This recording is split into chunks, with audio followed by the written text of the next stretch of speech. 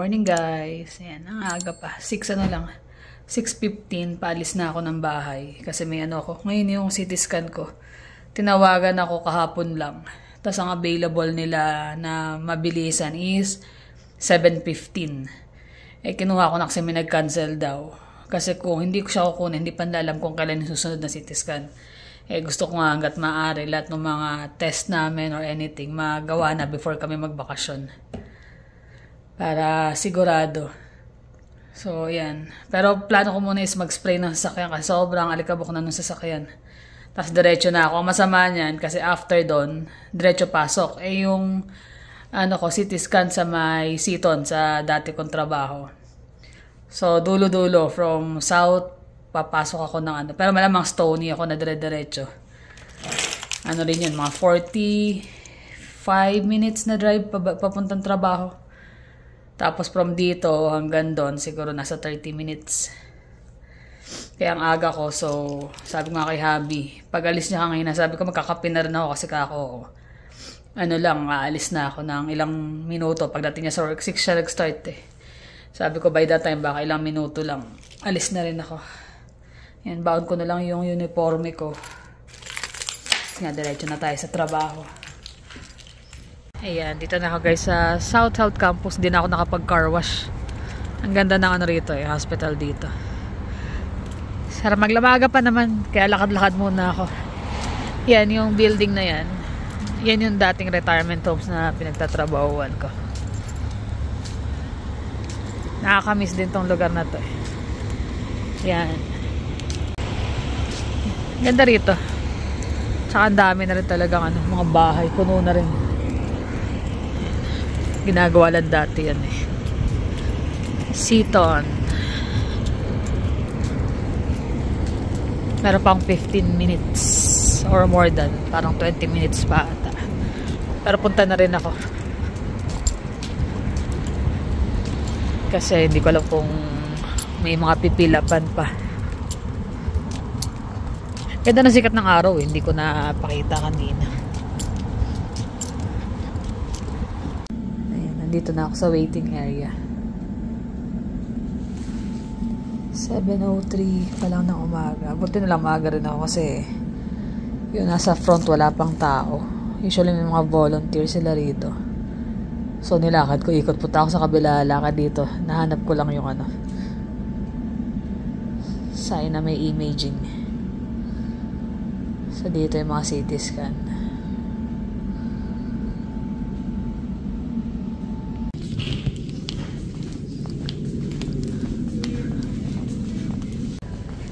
Tapos na ang CT scan ko. Sobrang laki ng mga hospital. Pero dito, hindi masyadong matao.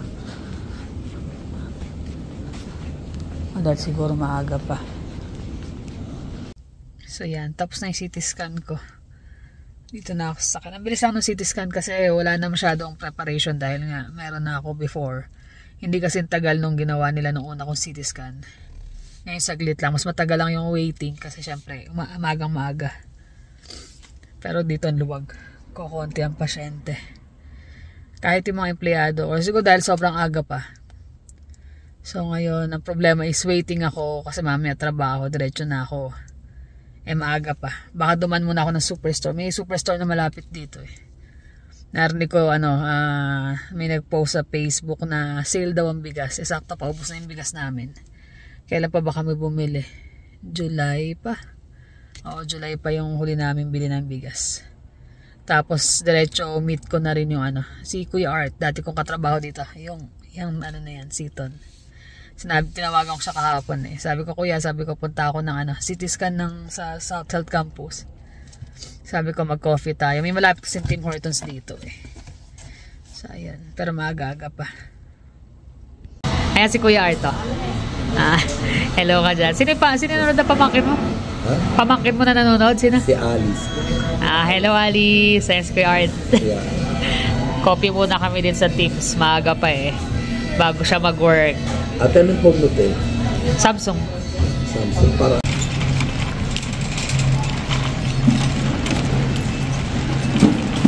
Dito ako sa may Seaton Superstore. Hanapin ko lang yung bigas kasi nga may sale. Yun lang, hindi ko kabisado.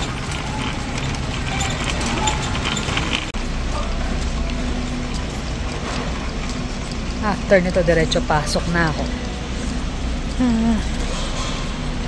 Parang wala ata yung sale dito ah. Ubus na ata. Yan, dito yung maliit na lang. The next day. Ayun ah, kamusta na guys? Siya, nag-ano naman ang magic. Pakita yung magic cards mo. Nag-start siya magbuo ng deck. Tumaas kasi yung value ng iba na hindi ko nagagamit. Ginawa ko, pinadala ko kay Jonas na i-trade niya ng yung value is 200. Ilang peraso? 12 yata yun. 12. Ang ganda kasi ng mga ito ng mga ano niya yun. Mga foil. Sa Foil. drawing ako na-attract talaga nung nag-start ako niyan. Nag-start siya. Nung 1990... 99. 96. Bago ka lang ba na nung ano? Nung nagkakilala tayo? 97, yun, 98. Yan. Yan ang kanyang mga 96, 97, 98. Yan. ginagawa niya nung naglalaro siya dati nito. Sa Maunlad Mall. Tapos nakikipag-trade siya. Sa kanya nakuha ni Jonas yung paglalaro ng ganito. Nakikipaglaban sila. Sumasali pa sila ng mga tournament noon. Kaya si Jonas hanggang ngayon, dala-dala. Ito yung binder namin eh. Wala pa yan.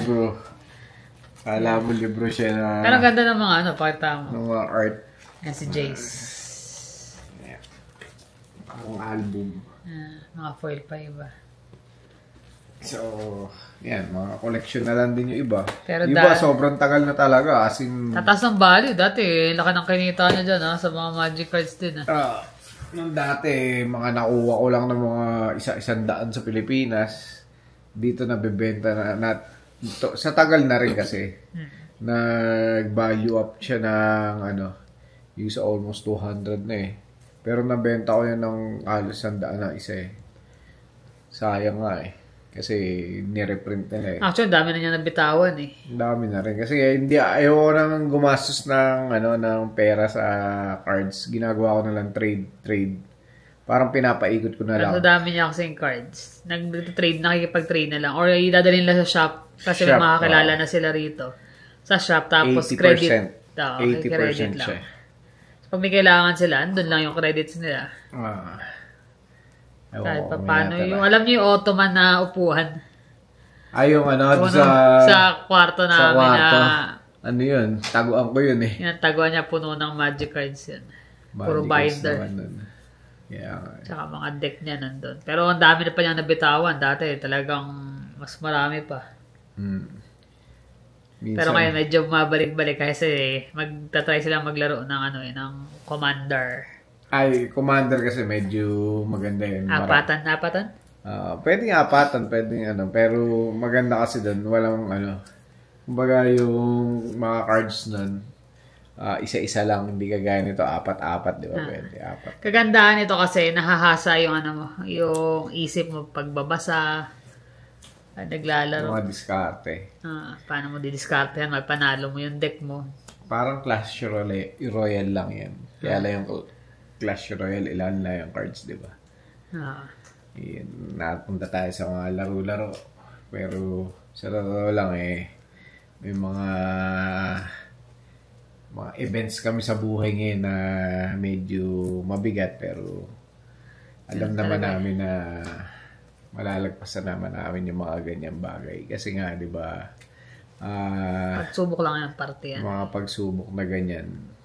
Kagaya nung sa kanya, nagpamamogram siya. Parang last vlog lang ba natin yan? Last vlog. Last vlog. Isa. Nagpamamogram. Tapos, ayun nga. Kangina. Nung nagmamogram ako, medyo parang iba yung tagal eh. Tapos, alam mo pag medyo pag matagal may something, yung pag matagal eh. may nakikita. Sabi niya, tawagan ka na lang uli namin kapag kailangan ng further test. Tapos kanina umaga, tumawag sa akin. Actually, nung una muna, tinawagan ako ng andyan na raw yung result. Tinawagan ako ng clinic. Punta ako ng Friday. Tapos, after nun, may tumawag naman yung yung sa beam radiology. Sabi nila, tumawag daw yung doctor sa kanila, kailangan daw i-schedule ng every 6 months na ultrasound at saka mammogram. Kasi kailangan daw akong i-monitor. I-monitor siya. Sabi ko, bakit kaya? Sabi ko, may something. Bakit ganun?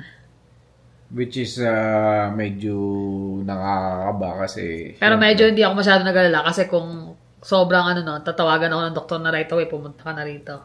Pinagantay pa ako sa Friday ngayon Wednesday. Medyo medyo ganun kasi may pababalikin kay merong something talaga silang hindi pa nakaklarify pero nandoon. Pero sana naman wag malubha. Tsaka meron kasi akong app na nung na-surgery ako, ginawa nila ako ng yung My Alberta Health. So lahat ng lab works mo, mga imaging, lahat makikita mo doon. Kaya lang, syempre, may mga scientific na... Mga pang-doktor lang. Mga terms yun na medyo... Syempre, hindi mo pa rin unless talaga yung research mo. Pero sabi ko, mas maganda kung maipaliwanag na malinaw sa'yo. Yung term na... Sa doktor mismo. Madaling intindihin, di ba? Correct. So, nabasa namin kanina yung niya. Kahapon lang kasi yung yung nag-vlog pa nga ako. So, kahapon lang yung... Ay, hindi pala. Last week pa pala yung mammogram. Yung CT scan ko pala kahapon. So, ngayon, nagkalkal ako. Yung CT scan na lumabas na. Yung sa, CT scan lumabas, pero hindi pa ako tinatawagan. Yung sa CT scan, meron na siya, sa app. Sa My Alberta Health app ko. So, lahat na ng result nakita ko ron. Pati sa mammogram. Kasi, di ako mapakali. No, tumawag sa akin kanina yung lab na. Kaya nakalkal mo. Kaya naisipan ko buksan. Sabi ko, lalo kung meron akong yung Alberta app nung na-surgery ako, ginawan ako. So, naisipan kong buksan. Kanina wala pa binubuksan ko Itong gabi na, tinry ko ulit buksan. Nandun na lahat result ko ng blood work, CT scan, at saka tsaka yung sa mammogram. Kasi hindi ako mapakali na tumawag sa akin yung na every 6 months, kailangan ko daw i-monitor. So, may mga term talaga na hindi ko maintindihan. Siyempre, yan yun. Pero meron nakita na ilang cm? 4 cm? Sa left? Mil. 4 mil? Laki na nun. Na cyst sa may left na breast. Yun yung mayroon pala. Parang meron kaming kaya lang hindi nila alam pa kung talaga. So baka kuha ka ng sample nun or Hindi pa malaman. Kaya sabi ko, kumbaga yun, syempre hindi ko pa naman sure kung Yun lang ang naintindihan ko. Cyst on the left breast. Malalaman pa ng malinaw pag sa Friday. Doktor. Pero kasi pagka gano'n na medyo may something, kailangan mo yung monitor. Usually yan, once a year Pero nung sinabi na every 6 months. Noong ko pa kasi sinasabi sa'yo magpamammogram, ayaw mo Hindi, nagpaano ako, di ba? Nalala mo parang sunod-sunod nung nag-40 ako. Kasi ang suggested dyan, pag nag-40 ka, di ba na-surgery ako. So parang sunod-sunod na puro gano'n. Ito sabi ko, gawin ko na. Kaya ayan. At least nga mas umaga na laman Hindi naman siguro yan. Tapos yung CT scan, yun nga, terminology na pang doktor lang. Pero syempre kahit pa paano, pag nagbabasa ka, maunawaan mo konti. So yung tonsil, yung dating bumababa sa kaya siguro masakit pa rin siya. Nasa mababa pa rin siya. So yung CT scan ko ng 2023, before ako surgery at saka ngayon halos walang difference. So hindi na bago nung operasyon. Pero although yung mismong inopera sa akin, maganda yung kumbaga walang pamamaga o walang kahit na kaya lang yung condition nung kaya ako inoperahan para magkaroon ng space, halos nandun pa rin. Kaya masakit pa rin. Nabawasan na siguro ng konti. Wala lang stabbing pain pero yung nerve pain nandun. Ay nako. Pero at least dito kahit pa paano mo-monitor ka talaga ng ng doktor. Yun, kaya nga sabi ko sa inyo, yung mga pagsubok ng buhay, lalo na umiidad tayo, kailangan ng mga ganyan, agad, masolusyonan o ma-identify agad kung anong klaseng problema at yung... Mas maganda yung mas maaga para mas maano siya, magawa ng paraan ba? Kaya, ayun, balik siya ng Friday, ako naman bukas, para doon sa... Bukas naman yung ano niya, sa tuhod. CT scan ng tuhod. Kasi sa akin naman kumikir tapos parang may laman dito na namuuna. Kasi kami pag nagpupunta kami ng family doctor namin, sinasabi namin lahat, ganito, ganyan. Sila naman ang magsasabi na magsasuggest. So sige, kuha ka ng ganito. Kasi pag hindi mo talaga sinabi sa kanila kung ano yung nararamdaman mo, parang masakit ba to? Pag inano mo na, tolerable naman yan. Wala, hindi nila mabibigyan ng tamang ng tamang test para doon. Lalo kung mga simple sabi sa'yo, inom ka ng ganito na pain reliever. Hindi naman po pwedeng lagi tayo mag-rely sa pain reliever. Akin nga, actually, binibigyan ako ng parang pag masakit, ito inumin mo. Araw-araw masakit, hindi naman pwede kung araw-araw na masama rin kasi sa baka yung liver ko naman ang madali. Although nakita ko yung mga blood test ko, okay naman yung mga ko. Maganda yung cholesterol, yung triglyceride. Maganda yung cholesterol mo. Mababa. Sa akin kaya. Tapos yung mas mataas ng konti yung good cholesterol. So, sugar ko below, kumbaga normal din. So, halos lahat normal. Yun nga lang. Yung sa mammogram at saka sa ulo. Which is yung ulo ko, malamang sa ganun na yun. Kasi, na yan yung kumbaga yung bungo ko na may problema, hindi mo naman yung skull mo, hindi mo naman pwedeng palitan, di ba? Kaya ayun, yan ang aming araw. Kaya di mo pakali, sinabi, kalkali ko nga yung up ko. Hindi kahit nga ako, nung narinig ko kanina na ganun, parang, kaya yun, anong maganda ron? Hindi mo maintay na araw na ng check-up mo uli or follow-up check-up doon sa doktor. Kaya ang gandaan siguro kasi nga dahil cyst, siguro hindi siya kumbaga hindi sila ganun ka-worry. Kaya every 6 months monitor para kung lalaki or may pagbabago. Ay, pero hindi naman tayo pwede magpa-stress sa ganyan. Ano yan normal yan. Parte yan ng buhay. Ganun na. Wala naman tayong ibang magagawa kundi magdasal at magpaka-healthy sa mga kinakain natin at yung mga exercise natin. Diba? Tagal na halos isang buwan na rin ako hindi mahigit na, no? Nag-rice. Isang buwan na rin mahigit. Walang rice. Cut ng carbs, sugar nga halos wala na rin. Ano na ang binaba mo? 4 na kilo na rin.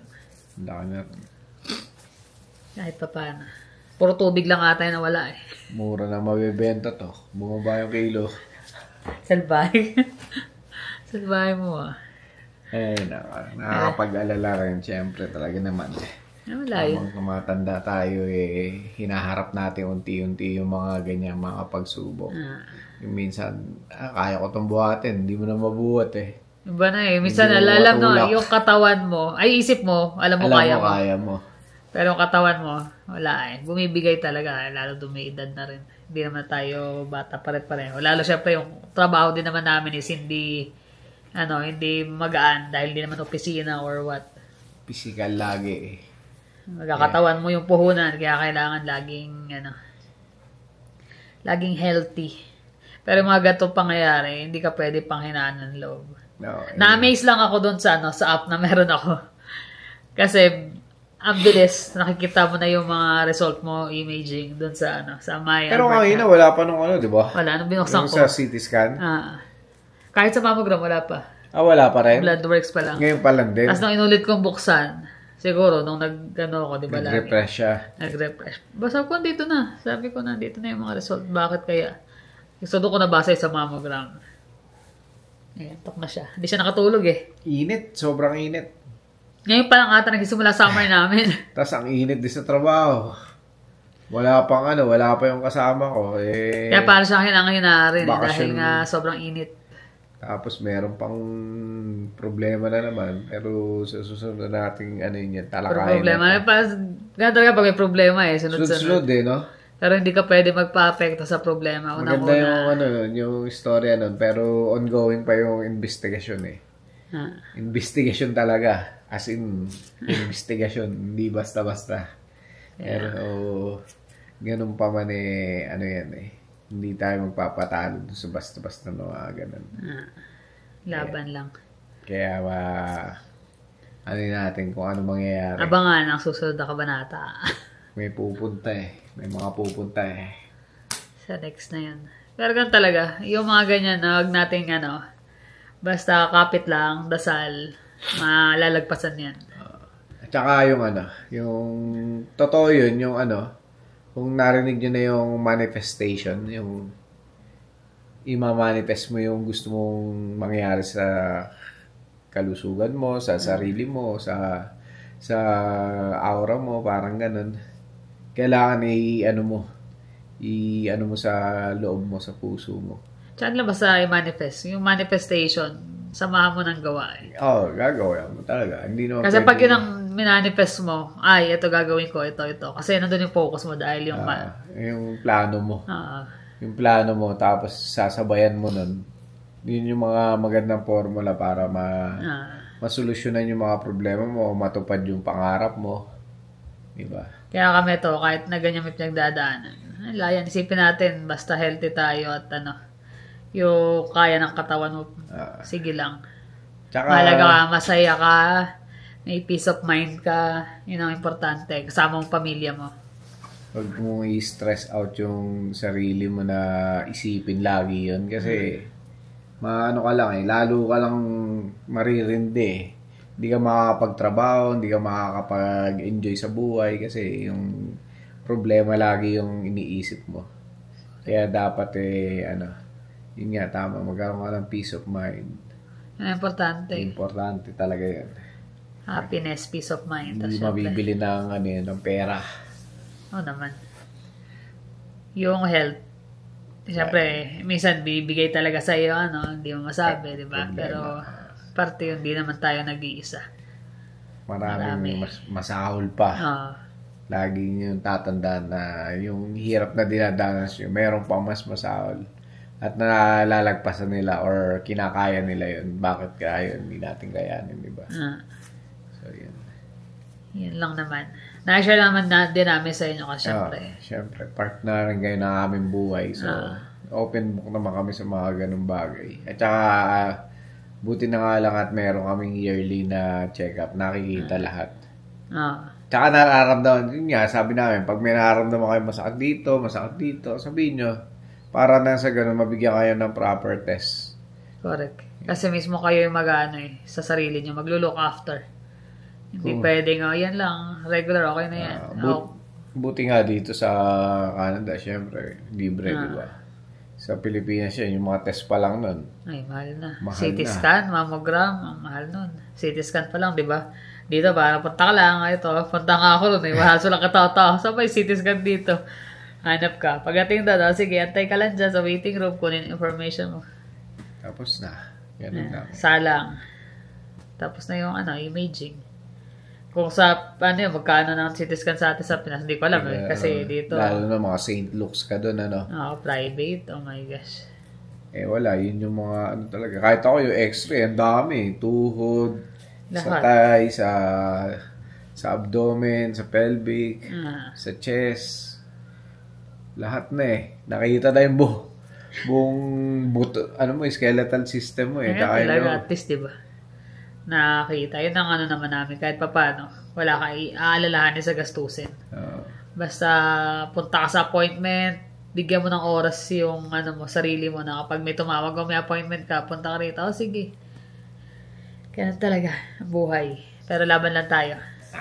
Balitaan namin kasi sa mga updates sa susunod kasi punta ako sa doktor sa bukas punta na doktor na naman tapos sasamahan ko siya, CT scan niya kasi so samahan ko siya bukas tapos Friday ako naman sa doktor. Malamang baka result mo nandun na rin malamang yun nandun na rin. Magagawa rin tayo ng app sa'yo na hanapin natin paano. Pwede ba yun? Pwede ba? I think so. Baka. Sa inyo naman guys, maraming salamat sa inyong panonood. Ingat kayo lagi. See you in the next vlog. Bye.